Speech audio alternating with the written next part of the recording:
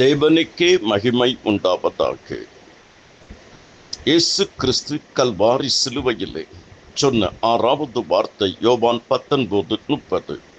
இயேசு காடியை வாங்கின பின்பு முடிந்தது என்று சொல்லி தலையை சாய்த்து ஆவியை ஒப்புக் கொடுத்தார்.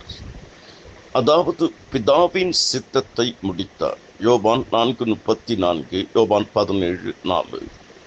பிசாசை ஜெயித்து முடித்தார். ரோமர் 16:20, 1 யோவான் 3:8, யோவான் 16:33. பாவத்தை சுமந்து முடித்தார். யோவான் 1:29, 1 பேதுரு 2:24, ரோமர் 8:3, எபிரெயர் 9:26, 1 யோவான் 3:5, 1 யோவான் 4:10.